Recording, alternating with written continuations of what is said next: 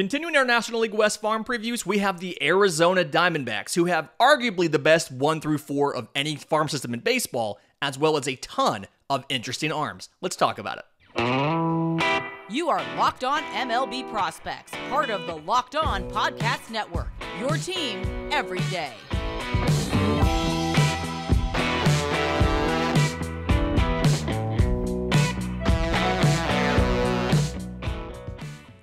Yes, welcome on in to Locked On MLB Prospects, your home for all things minor league baseball. I'm your host, Lindsey Crosby, baseball writer and podcaster. Thank you for making this your first listen every single day. Today's episode is brought to you by our friends at FanDuel, the #1 sportsbook in America. Make every moment more. Visit FanDuel.com/lockedon to get started today.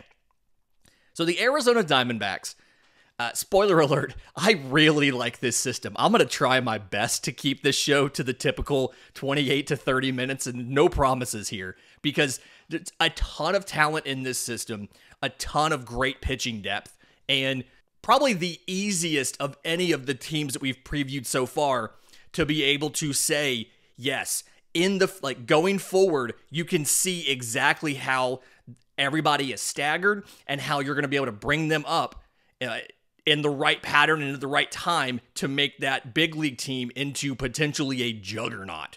So, #1 prospect in the system, spoiler alert, your favorite for Rookie of the Year in the National League, outfielder Corbin Carroll, 2019 first rounder out of high school, 5'10", 170.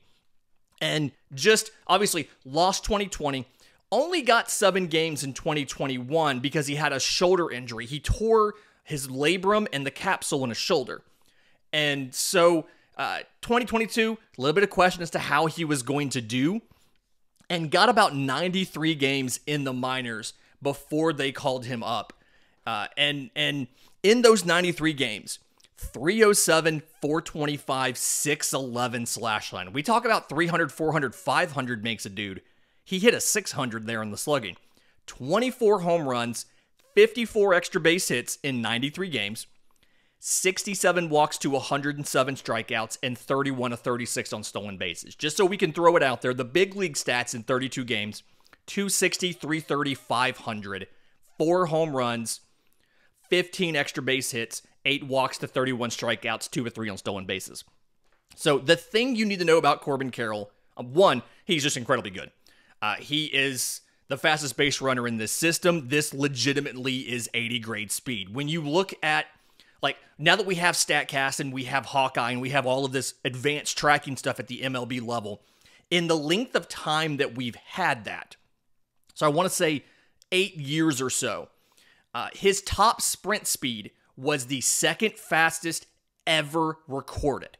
It's legitimately 80 grade speed, and he uses that speed to make fantastic catches in the outfield. Probably the only tool of Corbin Carroll's that is not plus or better is his arm. The arm is fringe to average, and something where, yeah, you're going to have to use a relay man if you're trying to catch a guy at the plate. But other than that, Corbin Carroll gives you everything you need. Despite the size, again, 5'10", 170, he gets fantastic power. And part of that is barrel control, and part of it's pitch recognition, right? So he's able to identify this is a pitch that I can drive and then get the barrel on it and square it up. And part of that is because of the athleticism. He's very good biomechanically as far as his swing, being able to get the proper rotation from his core all the way through to get every bit of power that his body has into the ball. He does use the entire field. I've watched him hit opposite field homers. I want to say his first 2 home runs, one of them was to left and one of them was to center. And, as a left-handed hitter, you would expect that, obviously he's going to pull stuff to right. So he can hit with power to the entire field. It's the complete package. I mean, Corbin Carroll is just about the complete package. Obviously not a 5-tool player because of the arm, but 4-tool player. I see very, very little reason why he does not. I mean, there's no reason why he doesn't open up, as long as he's healthy, open up the season as the starting center fielder in Arizona. He's going to be in it for Rookie of the Year. Obviously, there's a draft pick comes along with that. They want that. There's a little bit of swing and miss and chase in there as he adjusts to big league breaking stuff, big league off speed. Struggled a little bit against lefties. Not anything I'm super concerned with. I genuinely think there's a reason he's the number one odds for Rookie of the Year in the National League. Number 2 prospect in this system, and up front, not considered a prospect by everybody, catcher Gabriel Moreno, 2016 IFA by Toronto, and was traded in the Dalton Varsho deal this offseason. So to kind of clarify, MLB rules, there's 3 thresholds. If you clear any of those 3, you're no longer a rookie. 130 at-bats, he didn't do that. 50 innings pitched if you're a pitcher, obviously doesn't apply, or 45 days on an active roster. He spent 61 days on the active roster. So MLB Pipeline doesn't have him listed in here. Baseball America does. A lot of folks still included him despite technically not being a prospect because he hasn't hit that at-bat threshold yet. He actually only got, I want to say he got 69 at-bats in the bigs. So his numbers in the minors in AAA, again, with Toronto's organization, so in Buffalo, in 62 games, 315, 386, 420. 3 home runs, 19 extra base hits, 24 walks to 45 strikeouts, and 7 to 8 on stolen bases. In MLB, in those 25 games, 319, 356, 377, 1 home run, 2 extra base hits, 4 walks to 8 strikeouts. Power's not a big part of his game. I think that if he wanted to hit for power, he'd be a 15 home run guy. But he has very, very good, like fantastic contact rates. The hit tool is probably a 70 grade. He is very, very good eye discernment. He's good with taking something on the far side of the plate, that's kind of away from him and shooting it to the opposite field. Has a very good 2-strike approach. He kind of understands the first 2 strikes are mine. Once I get to 2 strikes, this at-bat is now the team's at-bat. And so he gets a little more conservative. He's more willing to just just blast a line drive or even to hit a ground ball if it gets the runner over, that kind of stuff. But he's very, very good at picking up spin out of the hand. And so offensively, not really any questions. Again, you wish the power was a little bit bigger. I think he could get to 15 home runs if he wanted to, but you're not going to turn down a catcher that could bat over 300. That's just offensively, that position is so poor that probably would give him the highest batting average of any catcher full-time in the major leagues. Defensively, plus defender, plus arm, despite being 40 speed at best. He's played other positions. He's played some, I want to say, at left field, second base, third base. He's got the athleticism and the flexibility, but he's absolutely, he's going to be your future at catcher. He will obviously probably be in a timeshare next year. He is the catcher of the future. He has all-star potential behind the plate. The defense is very good as well. This was a very smart trade. They said we have a lot of left-handed hitting outfielders. And so if we ship out Dalton Varsho and his 27 home runs and things like that to Toronto, we can get back a catcher of the future. So it was a good trade. And as much as I love Dalton Varsho, I think this was the right move for the Diamondbacks to solidify that catching position for the next 5 years. Number 3 prospect in this system, shortstop Jordan Lawlar. So 2021 first rounder out of high school, got 100 games last year. 303, 401, 509. There's that 300, 400, 500 slash line we keep talking about. Like I said, this top 1 through 4 is all very, very good. Now, he did that in combined low A, high A, double A. His stats did progressively, his slash line did come down in every level. So it's something where you're probably going to have him back in double A Amarillo, but be mindful, he was 19 years old for this entire thing. So you're not upset with where the slash line ended up at any level. The overall line, like I said, was good. 303, 401, 509. 16 home runs in those 100 games. 41 extra base hits. 57 walks to 115 strikeouts. And 39 of 45 on stolen bases. Offensively, he's got above average power to all fields. He can get it everywhere. And then the hit tool, I think, is going to end up at plus. He does really well with velocity, so he can square up on velocity. He can get around to it in just like in enough time. And it's biomechanically, he has a nice little leg kick that lets him get a good load and transfer that power into the swing. Now, he does have some issues with chase, things like that. He does chase spin, so something to work on there.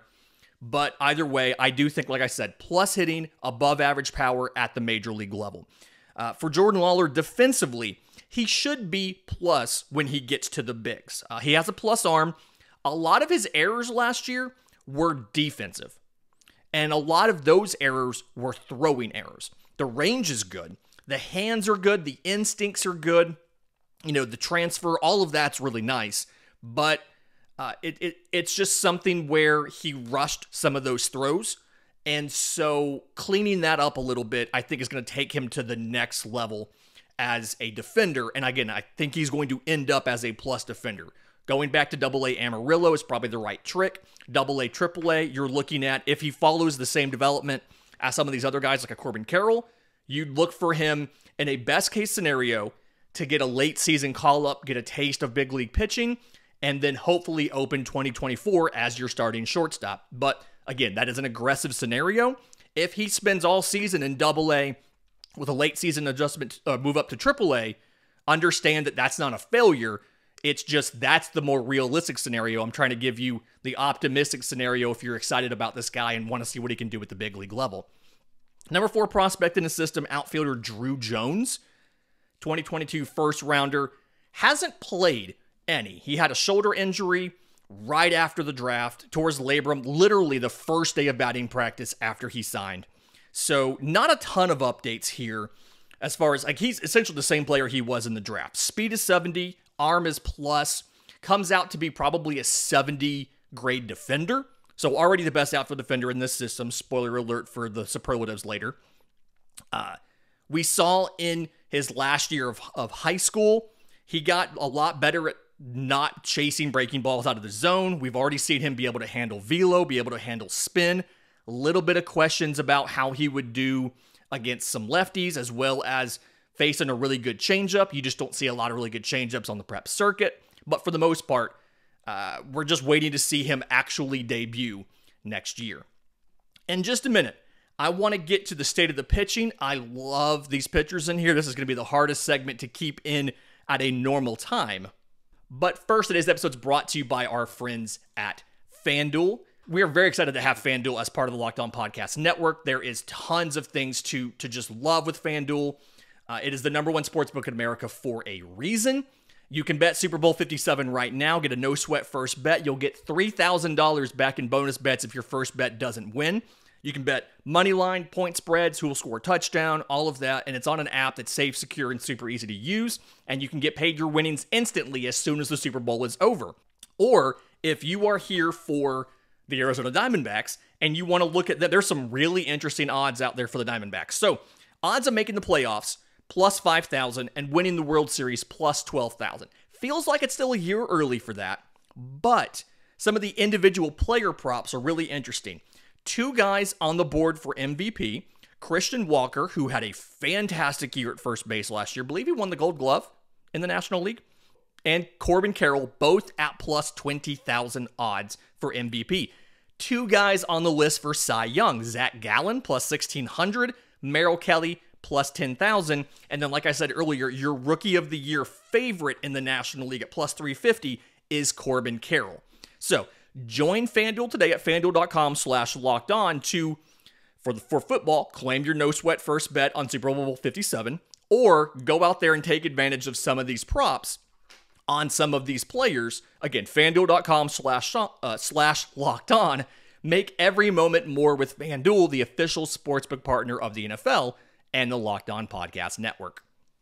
Okay, welcome back into Locked On MLB Prospects, part of the Locked On Podcast Network, where it's your team every day. Looking at the state of the pitching in the Diamondback system.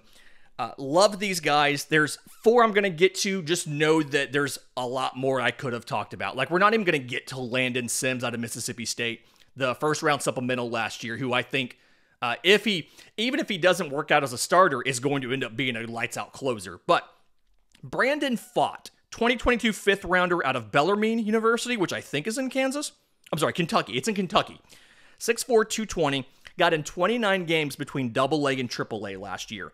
3.83 ERA and 167 innings pitched with 218 strikeouts. Led all of the minor leagues. That was the most strikeouts anybody has had in a minor league season since like 2001.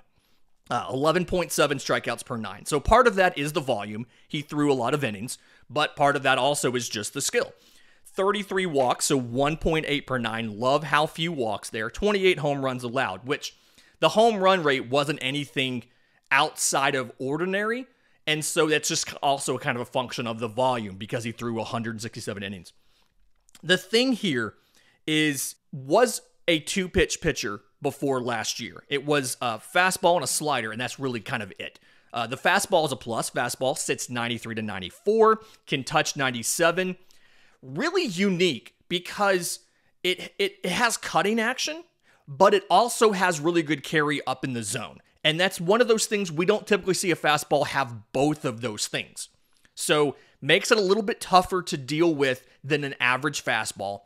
And part of the reason it's a plus pitch is it's just such an unusual pitch. Also 6'4", 220, so kind of, the little bit of a different angle to see a cutter out of. To go along with that, he has a slider, also a plus pitch, 80 to 84, tons of horizontal sweep to it. So it's a nice horizontal picture there between the fastball and the slider.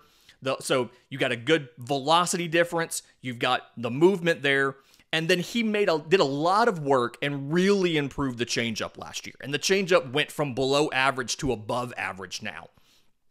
What I like about it is the changeup runs the other direction from everything else. So it's a fantastic horizontal picture. And I mean, he can throw it. They all start in the same place, but it could end up 1.5 feet one direction or 1.5 feet in the other. It makes it very difficult if you're facing Brandon Pfaadt to be comfortable in the batter's box, because this pitch that starts off middle could end up in the other batter's box, or it could hit you, and you never know what it's going to do until it's halfway to the plate.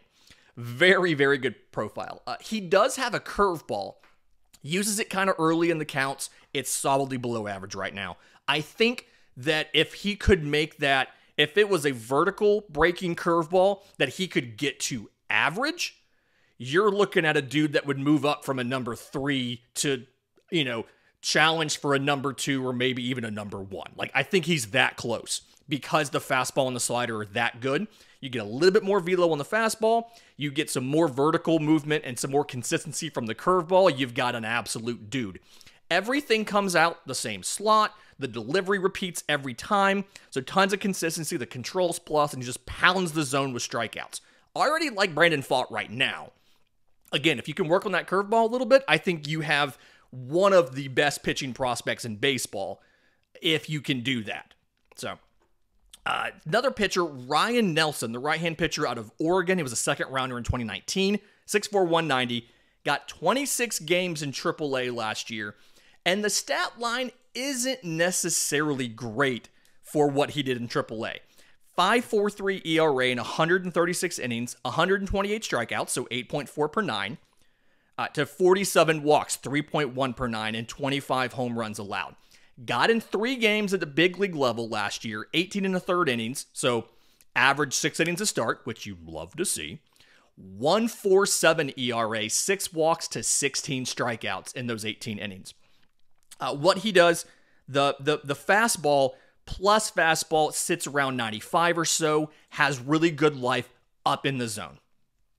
To go along with that, the slider is above average, kind of a firmer slider there, with a slower vertical breaking curveball. The slider and curveball both are vertical breakers. They're never on at the same time. He's either got one or got the other, which is a little frustrating. He does have a changeup, which is when it's on, it's a plus pitch with good run, but it's not always on. So some of the consistency here is what you need. It's not the delivery. The delivery's clean. He can repeat it really well, so he throws tons of strikes. It's just working on some of those pitches. He's really good, very cerebral pitcher. He's very good on the pitchability, getting a plan, working on that plan, and executing it very well. So something where you want to see more consistency from the changeup as well as those secondaries, but you saw the results for Ryne Nelson. Very good at the big league level, granted a small sample size, but I expect him to challenge for a rotation spot in spring training, and if not, he'd go back to AAA, would continue working on improving some of those pitches, and he'd be a midseason call-up. Obviously, you need 7, 8, 9, 10 guys who can make starts throughout the course of a season, so you're going to have him at some point. Maybe he can figure out a wipeout secondary pitch while he's down there. But either way, the fastball is good enough to be competitive at the big league level. Another pitcher that I love, because I love so many of these guys, right-hand pitcher Drey Jameson, 2019 first-rounder out of Ball State, 6 foot 165. Kind of a trend here of a lot of these pitchers are undersized. Blake Walston's the next guy. He's like 6'5", 175. A lot of these guys seem to be a little bit undersized. Don't know if that's an intentional thing or a coincidence, but either way, 26 games for Drey Jameson between AA and AAA last year. 25 of those were starts. 6.31 ERA in 132 and 2/3 innings. 132 strikeouts, so 9 per 9, to 46 walks, 3.1 per 9, 21 home runs allowed. Fastball is fantastic. It's probably a 65 grade. 97, where it averages, touches 100. There's times when it doesn't move a ton, and it can get rocked, so he added a two-seamer to it, sits 94, but has a lot of late movement in on the hands. So very effective pitch for that two-seamer. The slider is a 70 grade, and the thing is, normally it's kind of got like sharp late movement to it, but he can vary the speed, he can vary the shape of it as well, so it takes the place of you don't have to have a bunch of other secondaries because the slider can be multiple different kind of things. He does have a curveball, kind of average, has a changeup, again, kind of average.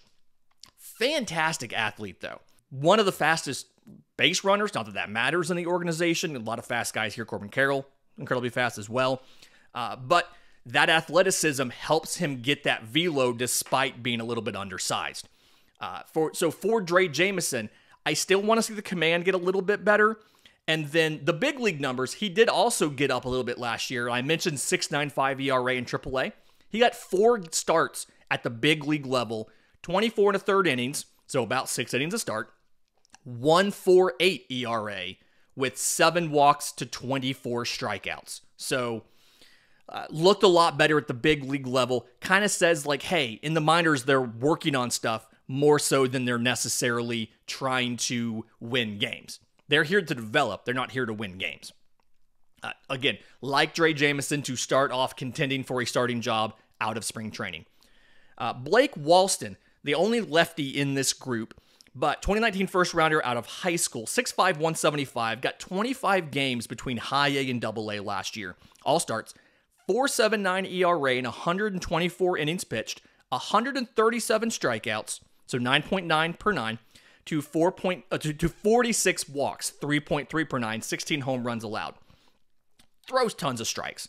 The fastball, it's average, sits in the low 90s, 91 to 92, can touch 96. It's just not necessarily consistent. The velo doesn't stay there from start to start. The velo doesn't always stay there in the game, and I think some of that comes back to physical development. 6'5", 175. He's got plenty of room to add healthy weight and add muscle behind it. The changeup is a 60 grade changeup, and I love what he did last year. He figured out the changeup and what he wanted it to feel like out of the hand by throwing a football pre-game. So he would go out in the outfield with one of his teammates, and he's just chucking a football back and forth, and it would kind of help him feel what he wanted the changeup to feel like when it came out. So really interesting there. Has a curveball and a slider. Slider's probably above average. Curveball's kind of average. The sliders seem to be more consistent, but neither one of them was great. So looking to improve those a little bit. Good thing is, good athlete. The delivery is incredibly repeatable. Throws tons of strikes. A trend here, a lot of these guys have repeatable deliveries and throw tons of strikes, which I love. So this is something, looking at him as a number 4, number 5 back-end guy right now. If you can improve some of those secondaries and get the fastball velo to be more consistent and a little bit better, you're looking at him moving to a mid-range, a number 3, maybe even a number 2 if all of those things get better at the same time. In just a minute, I want to get to the superlatives in this system. A lot of things to love about these guys. But first, today's episode is brought to you by our friends at Built Bar.